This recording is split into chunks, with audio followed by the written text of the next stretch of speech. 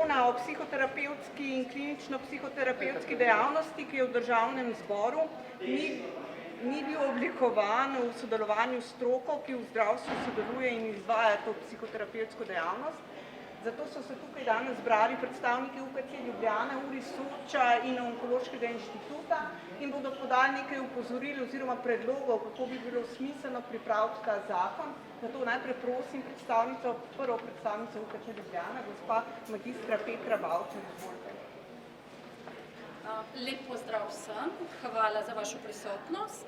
Moje ime je Petra Bavčar, sem specialistka klinične psihologije, zaposlena v UKC Ljubljana, sicer tudi vedensko-kognitivna terapevtka in supervizorka. UKC Ljubljana je največja zdravstvena ustanova v Sloveniji in v njej je zaposlenih največ strokovnjakov, ki trenutno že izvajajo psihoterapevtsko dejavnost. Predlog zakona o psihoterapiji, ki je pravkar prispel v parlament, pa namiguje, kot da je psihoterapija nekaj novega, kar se uvaja v zdravstvo in da jo doslej ni bilo. Zaradi omenjenega in zaradi številnih zelo spornih vsebin predloga zakona smo v UKC Ljubljana mnenja, da je potrebno predlog zakona ustaviti.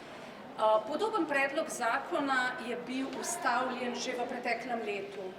V njega je bilo vneseno nekaj malih, minimalnih, lahko bi rekli, lepotnih vsebinskih sprememb. Ostale pa so zelo sporne vsebine, na katere se moramo odzvati. Psihoterapija je v zdravstvu dobro regulirana dejavnost.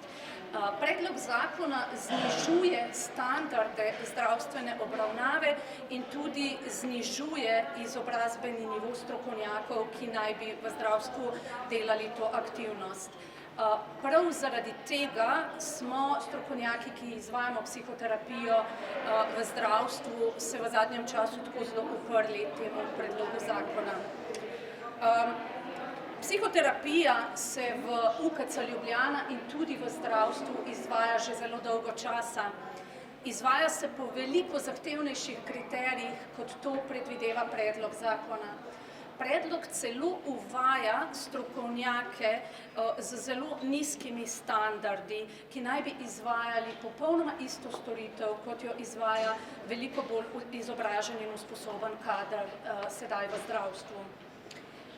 Za izvajanje dejavnosti psihoterapije je po trenutni zakonodaji potrebno, da vsak posameznik najprej konča ali celovit študij ali dvostopenjski študij, potem opravi pripravništvo z strokovnim izpitom, nadaljuje proces za specializacijo, zaključi z specialističnim izpitom, hkrati pa je v vmesnem času vključen v eno psihoterapevtsko izobraževanje, ki je podprto z dokazi. Ali menite, da tako izkušen in usposobljen strokovnjak lahko formalno popolnoma izenačen z strokovnjaki, ki bodo zaključili izključno drugostopenjski študij psihoterapije, hkrati pa bodo brez pripravništva in strokovnega izpita pričeli delati psihoterapijo v zdravstvu? Predlog zakona je napisala skupina, v kateri so nekateri posamezniki z izrazitim konfliktom interesov. To pomeni, da bodo imeli nekateri posamezniki od predloga zakona, če bo sprejel, neposredne koristi. Od Ministrstva za zdravje bi pričakovali, da bo skrbel za varnost in strokovnost zdravstvene obravnave, ne pa, da skrbi za interese nekaterih skupin izven zdravstva. Tudi od parlamenta pričakujemo, da bo prepoznal sporne vsebine predloga zakona in ga zaustavil. Vztrajamo, da različna dolžina in kakovost izobraževanja ne more izobraziti ljudi, da bi opravljali isto storitev. UKC Ljubljana torej vztraja, da se predlog zakona ustavi, zato ker le-ta znižuje standarde zdravstvene obravnave, hkrati pa prinaša v zdravstvo veliko zmedo, tako za zaposlene kot za delodajalce, predvsem pa za bolnike. Čakalne vrste v zdravstvu so na vseh področjih daljše. Ali menite, da je prav, da z zniževanjem standardov zdravstvene obravnave in z zniževanjem izobrazbe krajšamo čakalne dobe tudi na področju kardiologije, nevrologije, onkologije in tako dalje? Vsekakor pa smo v UKC Ljubljana mnenja, da je potrebno urediti psihoterapevtsko dejavnost izven zdravstva. Menimo, da predlog zakona zamejuje nekatere sporne in zavajajoče oblike obravnav na trgu storitev in če le ta ne bi posegal v zdravstvo, bi ga v UKC Ljubljana podprli. Hvala lepa. Hvala lepa. Zdaj pa vabim predstavnika pediatrične klinike, pediatra Anija Kramarja, da pove svoje mnenje. Dobar dan, dobrodošli. Moje ime je Amir Samar, jaz sem specialist otroške in mladostniške psihiatrije. Zaposlen sem v tej hiši natančne na pediatrični kliniki. Tukaj sem podal izjavo, vezano na zakon o psihoterapevtski dejavnosti. Zelo nenavadno se nam zdi, da Ministrstvo za zdravje napiše zakon, ki dovoli, da način zdravljenja znotraj zdravstvene stroke urejajo organizacije izven zdravstvene stroke. Psihoterapija je v bistvu zelo zahtevna oblika zdravljenja za duševne motnje in bolezni. Zelo nenavadno, nepredstavljivo nam je, da se za tako obliko nižajo kriteriji, da se niža nivo usposabljanja posameznikov, ki jo upravljajo. V naši hiši poznamo veliko oblik zdravljenja. Psihoterapijo tako izvajajo klinično usposobljeni specialisti, od njih se zahteva specializacija, večletno usposabljanje pod mentorstvom že usposobljenih kliničnih specialistov. Ja. Tega zakon od psihoterapevtov, ki jim dovoljuje delo z našimi pacienti, ne zahteva. Ob tem se nam zdi fajn, da je ministrico pozovemo, da ustavi zakon in da zakone, ki posegajo v zdravstveni sistem ter zdravljenje pacientov, piše soglasju za stroko, ki je v zdravstvu. Hvala lepa. Hvala lepa. Zdaj pa prosim profesor Bračina, ona je tudi iz pediatrične klinike UKC Ljubljana, za svoje mnenje oziroma svojo opozorilo. Hvala. Ja, pozdravljeni. Sama bi morda začela s tem, da kot pediater izražam veliko zaskrbljenost nad novim zakonom o psihoterapiji. Kot pediater vem, da vsako razvojno obdobje že v otroštvu zahteva posebno znanje. Ni enako, če delamo z novorojenčkom, dojenčkom, malčkom, šolarjem ali pa mogoče mladostnikom in študentom. Študij medicine nas je tega naučil, vse to pa smo potem nadaljevali. Če gledam nas pediatre, po končanem študiju je sledilo pripravništvo in potem 5-letna specializacija. Enako dolgo specializacijo so opravili tudi psihiatri, ne glede na to, ali se pri svojem delu ukvarjajo z otroci in mladostniki ali pa odraslimi. In tudi klinični psiholog je po 5-letnem študiju nadaljeval svoje delo v pripravništvu in potem, če je želel delati na področju zdravstva, še za klinično psihologijo s 4-letno specializacijo.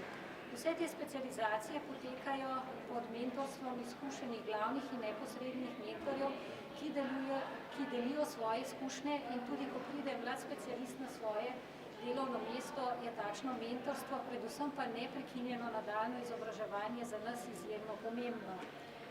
Tako da z novim zakonom pa omogočamo vstop novih generacij novih psihoterapevtov, ki jim bo velik del tega izobraževanja manjkal in seveda se morda ne zavedajo, v kako kritične situacije bodo pri svojem delu vstopili.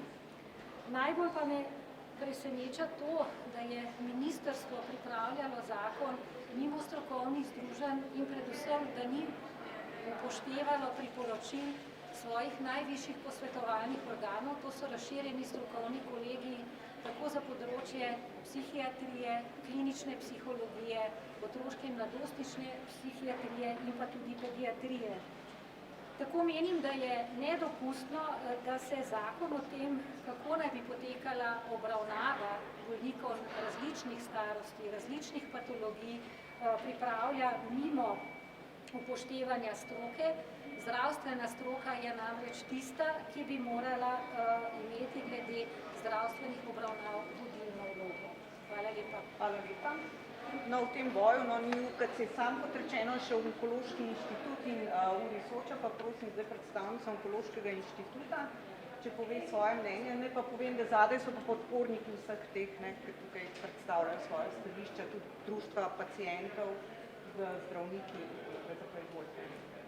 Lepo pozdravljeni, moje ime je Andreja Škuca-Svrdil, zaposlena sem na Onkološkem inštitutu na oddelku za psihologijo. Na Onkološkem inštitutu že več kot 40 let razvijamo in izvajamo psihoterapijo za bolnike z rakom, in sicer specialisti psihiatri, specialisti klinični psihologi za dodatno psihoterapevtsko izobrazbo. Tako psihoterapija pri bolnikih z rakom ni nekaj, kar bi se šele pričelo uvajati v zdravstveni sistem. Pri individualni in skupinski psihoterapiji izbiramo mednarodno primerljive psihoterapevtske pristope, ki so podprti z dokazi za zdravljenje določene težave, simptoma oziroma motnje. In s tem lahko ugodno vplivamo tako na potek specifičnega onkološkega zdravljenja, kot posredno lahko tudi na izhod tega. Vsako tiščanje v prsih ni znak anksioznosti, vsak glavobol ni znak stresa. Tako je potrebno, ker se simptomi, znaki duševne motnje ali pa duševnih težav prekrivajo s telesnimi simptomi, simptomi telesne bolezni prekrivajo z neželenimi učinki zdravljenja, je tudi za psihoterapevtsko delo z onkološkimi bolniki kot z ostalimi somatskimi bolniki potrebno poleg znanja psihoterapije še veliko drugega znanja. Po obstoječem sistemu imamo najprej študij, potem imamo izobraževanje z psihoterapije in potem imamo, kot smo že slišali, 4 ali 5-letno klinično specializacijo. To ne v predavalnici, to so specializacije, ki potekajo ob bolniku, ne le v lastni ambulanti, pač po sodelovanju s timom, sodelovanje z ostalimi zdravstvenimi strokovnjaki. Onkološki bolniki po zaključenem zdravljenju se velikokrat v psihoterapijo vključujejo v primarnem zdravstvenem sistemu in zato je zelo pomembno, da na vseh ravneh zdravstvenega sistema psihoterapijo izvajajo visoko usposobljeni strokovnjaki. Dostopnosti ni mogoče zagotavljati s tem, da se niža standard izobrazbe, da se uvaja oblike zdravljenja, ki ne temeljijo na dokazih o varnosti in učinkovitosti in pa brez sodelovanja s celotno stroko. Zato se na Onkološkem inštitutu pridružujemo enotnemu mnenju razširjenih strokovnih kolegijev za klinično psihologijo, za psihiatrijo, za pediatrijo, za otroško in mladostniško psihiatrijo ter strokovnima združenjima, tako psihiatrov kot kliničnih psihologov. In to enotno mnenje je, da se ta predlog zakona stavi, podpiramo razvoj in širjenje mreže za zagotavljanje zdravljenja s psihoterapijo znotraj zdravstvenega sistema, kot tudi, da se uredi storitve in obravnava izven sistema. Hvala. Hvala lepa. Zdaj pa prosim še Kajo Pavlin z Univerzitetnega rehabilitacijskega inštituta Soča. Sem Kaja Pavlin, klinična psihologinja in skupinska analitična psihoterapevtka. Delam na Univerzitetnem rehabilitacijskem inštitutu Republike Slovenije Soča. In mnenje naše je, da predlog zakona o psihoterapiji ustvarja zavajajoč vtis, da psihoterapija doslej ni bila omogočena napotnico v javnem zdravstvenem sistemu, kar preprosto ne drži. Klinični psihologi, psihiatri, pedopsihiatri v okviru svojih obravnav izvajamo že leta. In strokovna rešitev za čakalne dobe, ki se tudi nam zdijo predolge, se je začela že pred leti. S povečanjem števila specializacij za psihiatre in pedopsihiatre in za ureditvijo financiranja specializacij za klinične psihologe.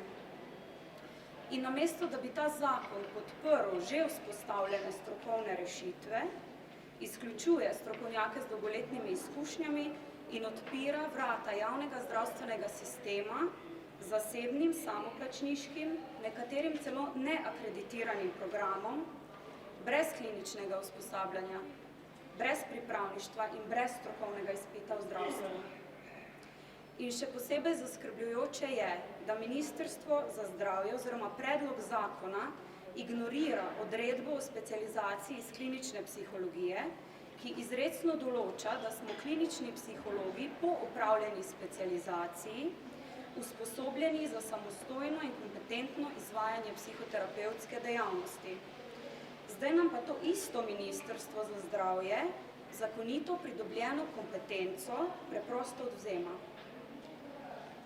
In pri tem se sprašujemo, zakaj je Ministrstvo za zdravje pri pripravi zakona prezrlo glas celotne zdravstvene stroke z področja duševnega zdravja. Zakaj vztraja pri selektivnih in tudi napačnih informacijah, ki omogočajo vključevanje osnovnih izobrazb izven zdravstvene sfere. Komu to zares koristi?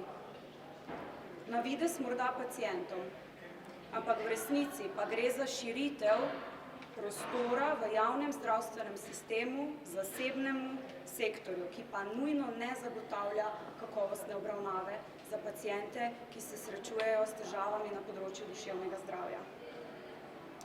Obravnava bolnikov, ki se zdravijo na Univerzitetnem rehabilitacijskem inštitutu Republike Slovenije Soča, je kompleksna. Velikokrat vidimo prepletanje telesnih in duševnih težav in kot taka zahteva poleg diagnostične ocene tudi preudarno klinično oceno o smiselnosti in o vrsti primerne psihoterapevtske obravnave. In pri tem odgovornost za izid obravnave in za potek obravnave nikakor ne sme biti na pacientu, saj ta zaradi narave težav velikokrat ne more razkriti vseh informacij, ki so potrebne za zdravljenje. Ne more izbirati, katera vrsta psihoterapevtske obravnave za njega najbolj primerna. In predlog zakona o psihoterapevtski dejavnosti pa ravno to odgovornost in tveganje prelaga na pacienta, ki bo po novem uporabnik storitve. In kljub obljubam o krajšanju čakalnih vrst, takšna ureditev pomeni nevarno zniževanje strokovnih standardov, kar bo v praksi vodilo v nekakovostne obravnave in lahko predstavlja grožnjo duševnemu zdravju naših pacientov. Zato pozivamo k odgovornemu oblikovanju zakonodaje, ki bo temeljila na strokovnosti, na preverjeni klinični praksi in na resnični zaščiti pacientov. Omenjeni predlog zakona temu zagotovo ne sledi. Hvala. Hvala lepa. Naši sogovorniki so meni izjave poslali, tako da vam jih bom preposlala, ko se vrnem v pisarno. Zdaj pa, če imate še kakšno vprašanje, izvolite, so vam na voljo. Ne? Super. Ja, izvoli. Se pravi, ministrica navaja, da v predlogu zakona je bila ravno obveznost, da lahko zdaj napišejo zdravniki, psihologi, psihiatri napotnico. Vi pravite, da je to do zdaj že veljalo, se pravi, gre za popolno napačne trditve, kar ministrica navaja.